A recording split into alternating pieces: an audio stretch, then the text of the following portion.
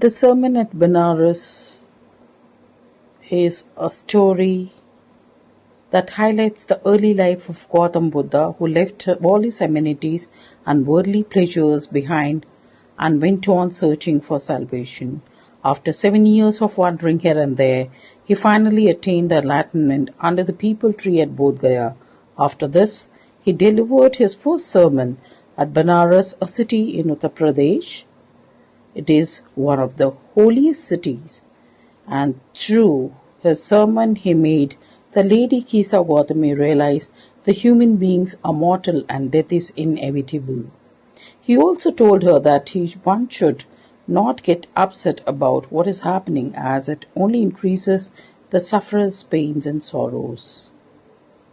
The story begins with Siddhartha Gautama's birth in the royal family, who led a life full of worldly pleasures and amenities.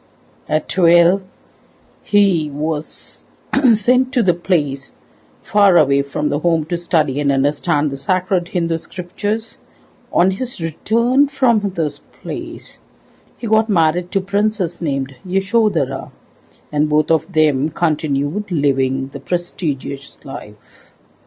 One day, Lord Buddha was on hunt when he met four men. Initially, he met a sick man, then an aged man, followed by a funeral procession and a monk who was begging for alms. The sight of these people had shocked him to such an extent that Siddhartha decided to seek enlightenment. After 7 years of the efforts, he finally got enlightened under the peepal tree named Bodhi tree. The Bodhi tree means a tree of wisdom. Eventually, he started teaching and sharing his knowledge, which gave him his new name, Buddha. The Lord Buddha gave the first sermon at the holistic place, Banaras. The Kisa Gautami is the main character, whose only son had died, and she was grief-stricken. She picked up her dead son and carried him to the neighbors, hoping to get some medicines to cure her child. And the people thought that she was insane, as she called her absent-minded, and as the child she carried was dead. During this time, she came across a man who addressed her request and advised her to visit Buddha. Kisa Gautami immediately went on to meet Buddha and cried, "Lord and Master, give me the medicine that I will cure my boy."